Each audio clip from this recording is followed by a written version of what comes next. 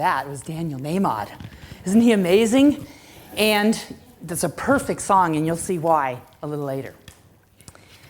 So thank you so much for having me here today. It's my joy to be with you. And I'm a storyteller, so sit back and relax because I'm going to tell you some stories. Cool? Okay. So a big dog was out for a walk, and he came upon a smaller dog who was chasing his tail. And he said to the smaller dog, "What are you doing?" And the small dog said, "Well, I'm chasing my tail." And the big dog said, "Why?"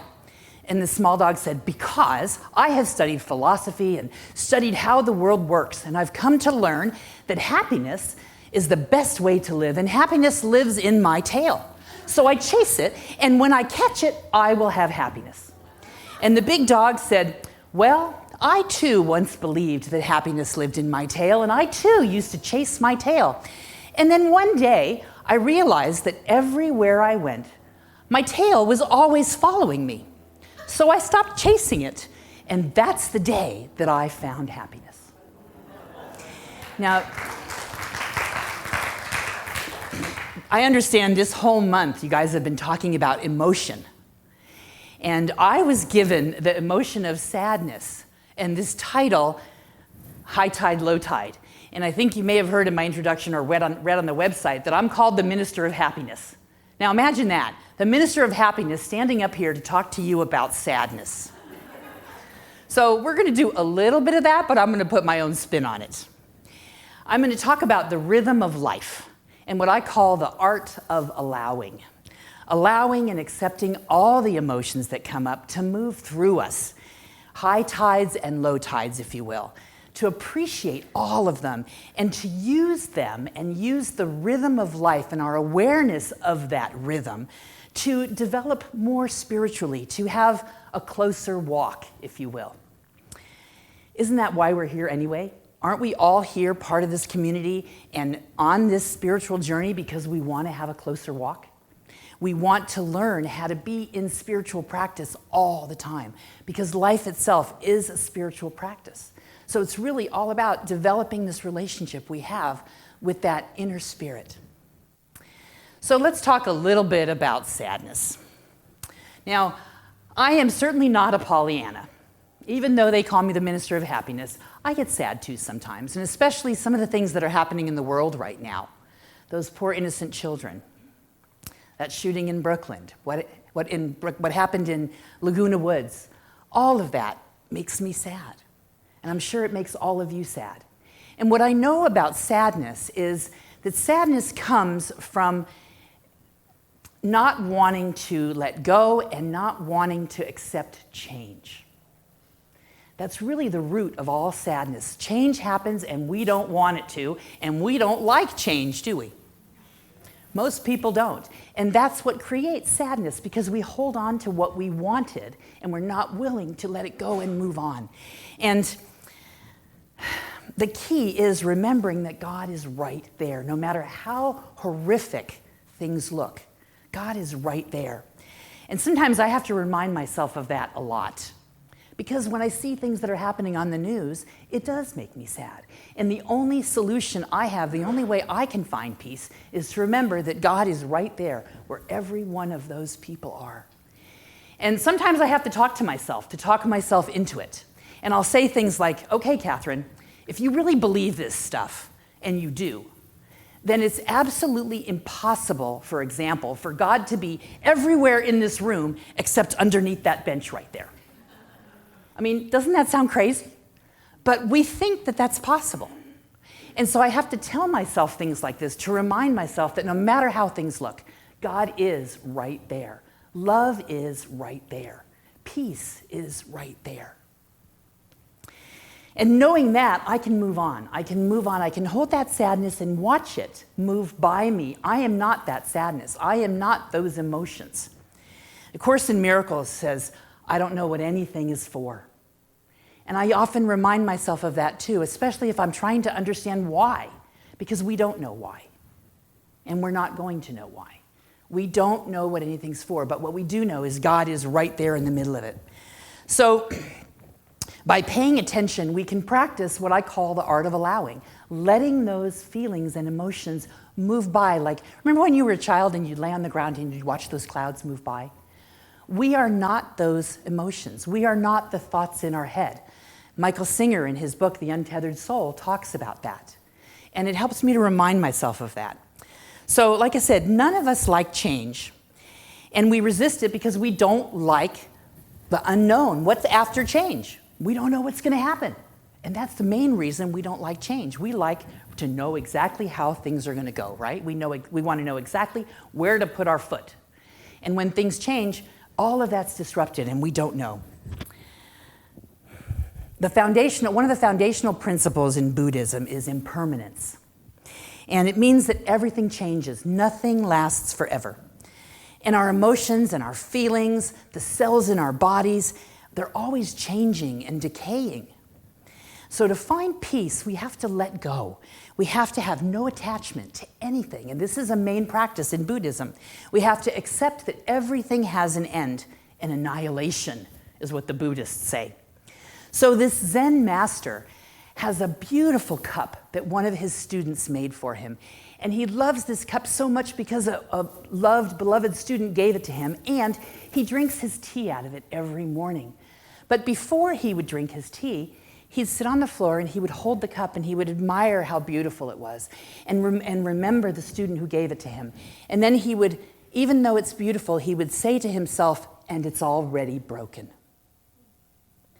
Well, every time someone came to visit him, this Zen master would show the beautiful cup on the shelf to the visitor and tell them about the student that made it for him.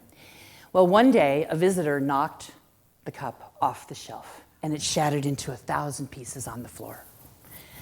And the visitor said, "Oh my gosh, I'm so sorry. I'm so sorry. What can I do to make it up to you?"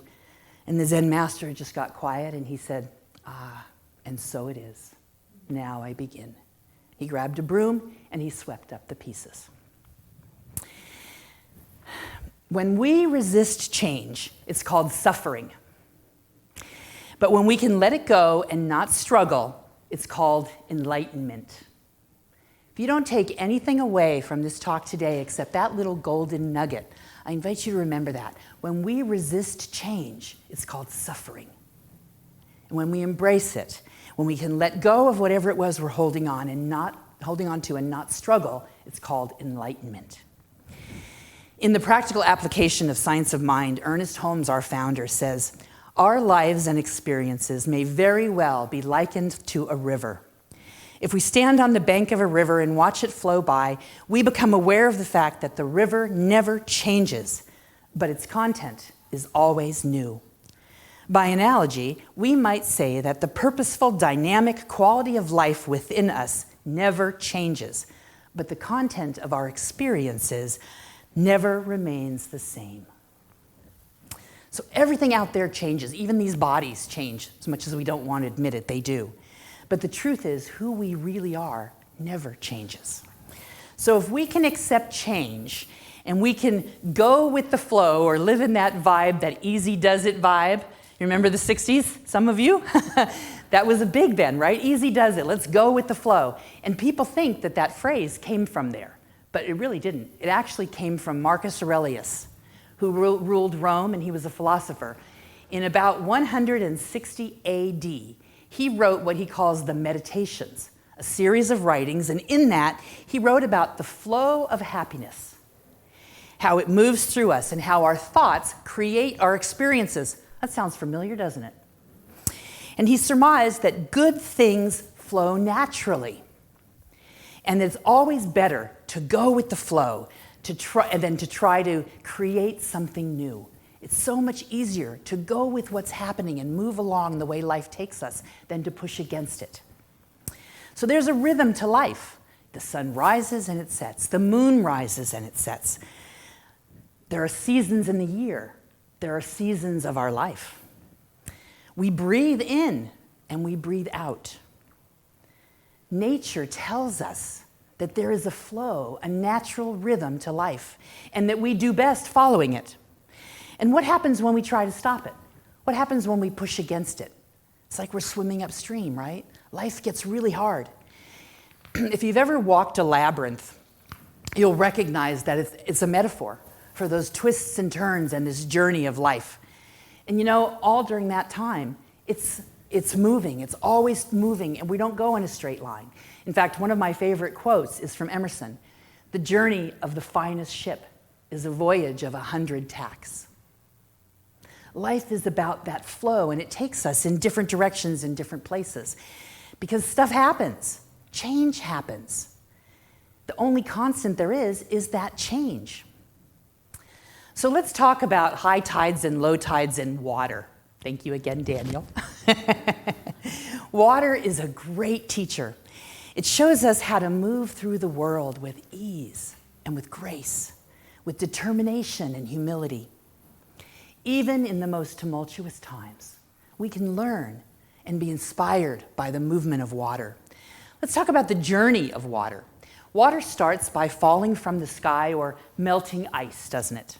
And it travels down a mountain and it finds a tributary or a stream or a river that it joins at that time. In the same way, we come to the earth and we begin our lives here. Like a river that flows within its banks, it's guided. We are born with defining characteristics that govern our identity. Who we're born to, when we're born, where we're born, any challenges that we may be born with. Those twists and turns are like the twists and turns of a river. A river breaks at a waterfall, and it gains energy and momentum. It moves on, though. It doesn't hang around. It keeps moving forward. As we encounter the waterfalls and the changes in our life, we have to keep moving forward, too. We might fall really hard, but we have to keep moving on. So if we lean on this metaphor, going with the flow, water can inspire us to not be rigid, not cling to something that's old, something that's dying, something that's past. Not cling to those things that are familiar and embrace change, embrace what's new and what's coming. Water's brave. Think about it. It doesn't waste time holding on to the past. It just flows and it never looks back. When there's a hole that needs to be filled, the water just fills it and moves on. In the same way, we pay attention, we can face the dark moments of our life. We don't have to get stuck.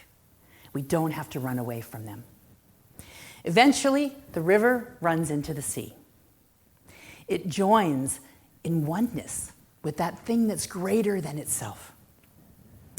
And it doesn't ever lose its identity. It's still water. So every time we move beyond our individual egos and we remember that we're part of something bigger, we become more like water, and it's easier for us to accept that flow of life and what happens to us. We don't have to resist. And like the ocean, our life has moments of stillness and moments of storm. But there's a rhythm to the ocean. Think about it. The waves rise and fall.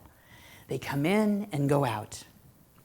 The flow of life might take us to places that we don't want to go. And as tempting as it is to resist it, if we ride the wave, life is a whole lot more easier. And anybody here a surfer? It's a lot more fun, isn't it? Yeah. But when the water's rough, what we have to do is practice stillness and not try to fight against it. And riding the wave isn't just being passive either.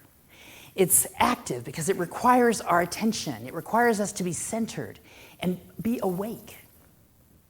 And when the storms come, we can be tousled around or we can look for the eye of the storm, that place of peace. And we all know where that is, right? It's right here. It's right here. So if we stop resisting change and accepting what is, life can be a lot more fun. And we can go with the flow. Have you ever tried to force something to happen? It never works, does it? I have a cat, and sometimes I'll call her, and she doesn't want to come, and she'll be parading right in front of me, and I'm like, come on, come up here on my lap, and she doesn't want to come. And when I finally give up and quit kind of encouraging her and trying to get her to do what I want, what do you think happens? Right there in my lap, right there. It's because she's living in that flow, and I'm trying to resist it. I'm trying to push against it. I'm trying to get my will to happen. And it doesn't feel so good when you try to make something happen and it doesn't, right? That's a great barometer. For me, that's a yardstick for life. And I invite you to use that also. How does this feel? That's the yardstick. How does this feel? Because right action always feels right. Always. So if you ask yourself, how does this feel? And you're scared or you're not sure, just wait. Just wait. When you're energized and inspired, that's spirit saying, yes, go forward.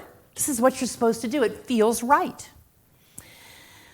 Bring the art of allowing things to be just as they are into your spiritual practice. Notice your feelings and allow them to move through you.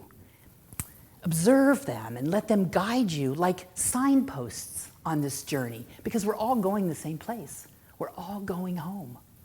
And those signs will help us be more centered, be more in spiritual practice, be more in connection with the divine. Now, I know it's sometimes a little easier to think about and talk about than to do, and that's why it's called a practice. Does anybody here have a yoga practice? Do you call it yoga perfect or yoga practice? It's a practice because you do it over and over and over again. I went to a conference last weekend, and one of the things that one of the people said in the conference is that we don't practice something until we get it right. We practice it until we can't do it wrong. I really like that, because I really see all of life as a spiritual practice, not just those 10 minutes that you might spend meditating or praying in the morning, not just listening to music that inspires you. All of life is a spiritual practice, and we do it until we can't get it wrong, until everything we do, we're doing with that awareness of our connection to the divine and leaning into trust. Every one of us has a purpose here on this planet. Every one of us has something to give, and only we can give it in a way that only we can give it. So every one of us, what we have to contribute here is really important. In Science of Mind, you'll often hear, we only give to ourselves. And giving and receiving are two sides of the same coin. Have you heard that? And we say it all the time. Why do we say it? Because it's true. It's true. But isn't it interesting that we don't connect those two, giving and receiving, as one activity? Think about your breath. You inhale and you exhale. What would happen if you only inhaled? So why do we keep giving and receiving as two separate things? It's really important that we recognize and see them as one activity, just like the tide coming in and the tide going out. It's one activity. God moves through us. Often people will say it's a circle. God or love is a circle that's unbroken with no beginning and no end. And that's how I see life moving through us. It's a circle. It flows. And what happens when we try to stop it up? The same thing that happens if you try to only inhale or only exhale. It doesn't work. So I want to talk a little bit about giving and receiving, because I think this is really important. Most of us do separate those things, but what I know is when we give, we really give to spirit, and we open ourselves up to receive. There was a man coming home from work one day, and it was raining, and the sun was starting to come down, so it's that twilight hour. And as he's driving down the road in this small town, he sees a woman by the side of the road standing on the side of the road with her hood up and her blinkers on, her hazard lights on. And so he thinks, I better stop and help her. So he stops, and she sees him coming, and she thinks, oh my gosh, no one stopped for over an hour, and I really need help, but this guy looks kind of dirty, and his car is really old. It was an old Pontiac, and it was sputtering as he was walking over to her. And she thought, oh no, is this safe? What am I going to do? And he realized that she was scared. And so he said, ma'am, I'm just here to help you. Why don't you get in the car and wait while I check out what's going on? Let me see if I can figure it out, and maybe I'll be able to fix it. So she sighed, and she got into the car, took a deep breath, grateful that he had stopped. And he realized it was only a flat tire. So he fixed the tire, and he said, as he was putting the tire in the trunk, he says, okay, ma'am, you're all ready to go. By the way, my name is Brian. And she said, oh, thank you so much, Brian. What do I owe you? She was willing to pay anything because she had stood there for an hour in the rain, and she didn't know anybody, and she really wanted to get home. And he said, oh, you don't owe me anything. He said, people have helped me, and I didn't stop for a job. This isn't a job. I stopped because you obviously needed help. And it's my pleasure to serve you. It's my pleasure to be able to help you. And she was so touched. And he said, if you want to pay me back, do something nice for the next person that you find that needs help. And think of me. And she started her car and took off going, so grateful that he had helped her. And he watched her take off, and then he got in his car and went home. And a few miles down the road, the woman found a diner. And she decided that she was going to, on her way home to St. Louis, she was going to stop and get something to eat so that she could make that last trek and have a cup of coffee and feel more awake. And there was a sign blinking open in the front of the diner, but there were no cars there and there was nobody in. And so she walked into the diner and she heard a voice from the back saying, sit wherever you'd like, I'll be right there.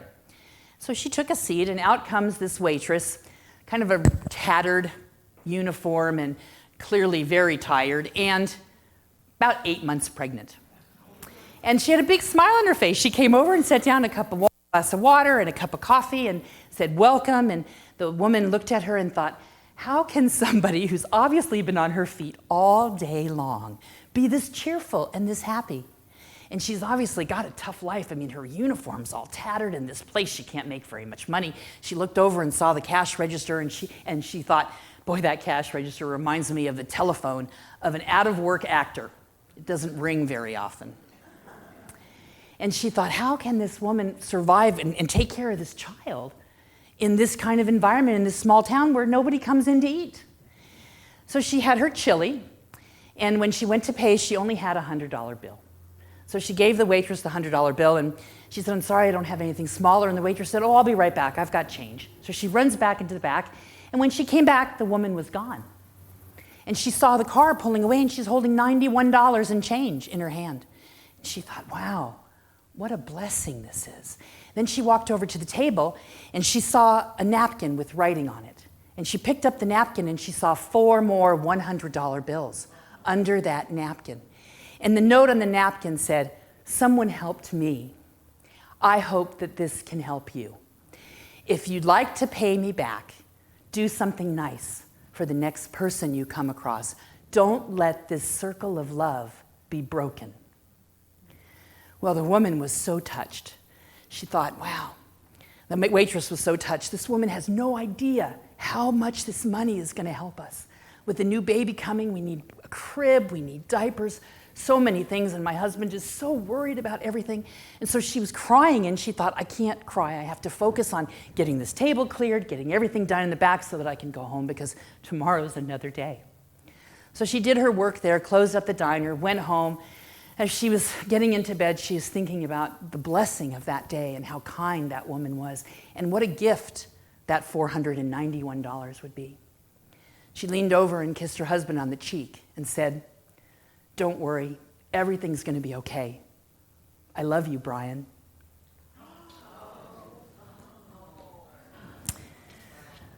See, there's an energy in everything. And when we give, we do receive. We don't know where it's going to come from, but it always, always comes back to us. The universe abhors a vacuum, so when we give, what do? We make space to receive.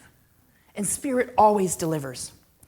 In love, in happiness, in fear, and in sadness, there is an energy. If we can become aware of that energy and we can remember, as Michael Singer says, that we're not those thoughts, we're not those feelings, we are that which is observing it and watching it move through us. This idea calls us to pay attention and lean into God, to remember that it's impossible for God to be everywhere and not underneath that bench. We can decide, we can watch our feelings, and we can decide how long we're going to sit with them. And then we can allow them to move on. We can also ask, what have you come to teach me? They're always there for a reason. They're all part of that rhythm of life, and we can use this rhythm and our awareness of it to have that closer walk. So I'm going to close with one more beautiful story. Not too long ago, a young doctor took an assignment at a very small rural community. About 2,000 people or so lived there, and they hadn't had a doctor for about 2.5 years. So most of the people hadn't seen anyone for their ails and illnesses. There was a visiting nurse that would come once in a while, but it was never the same person, and so no one knew her, and so nobody really came unless it was a real emergency on the day that they happened to be there. But what was really powerful and strong about this community was that many generations had been born and raised here. And so the elders in this community were valued and appreciated and respected for their wisdom and their knowledge and all the experience that they had.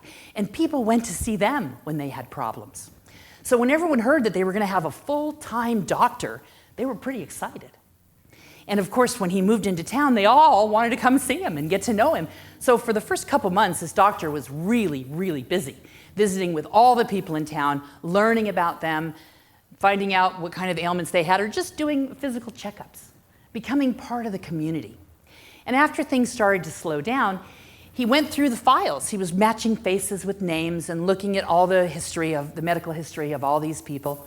And he realized that he had seen everybody in the whole town except one person, Maxine. And Maxine was 99 years old. He had heard about Maxine. She had 13 kids, and according to her file, 37 grandkids and 61 great-grandkids. 99 years old, and she hadn't come to see him. Surely she had some kind of ailments or something to talk to him about, so he decided he was going to go and visit her. So he knocked on the door, and she answered the door with a smile, and she invited him in for a cup of tea. And he introduced himself and told her who he was, and he was there to see if she had any medical concerns that he could help her with. And instead of answering her question, she artfully deflected and started asking him questions about him. She asked him about his life and his job and where he grew up and his family. And after she was confident that he was the real deal and he was all right, she told him, I really appreciate your coming, but I don't really have any problems that I can tell you about. I mean, I've had a pretty good life and I'm healthy, and at 99 years old, I don't really have anything to complain about. But I know where you are. I can find you if I need you. And he was looking at her very seriously, thinking, there's got to be something that a 99-year-old woman needs from me. I'm a doctor. And she saw this serious look on his face, and she said, well, scratching her knee and adjusting her wig. And she said, maybe there is something that you can help me with. I might be 99 years old, and I might be slower and less steady than I used to be, but I still love to dance. Would you dance with me? And the doctor was taken aback, and he said, well, I'm a little embarrassed because I don't really dance. I never learned how to dance. He said, do you think maybe you'd teach me? And she said, well, that depends. Can you hear the music?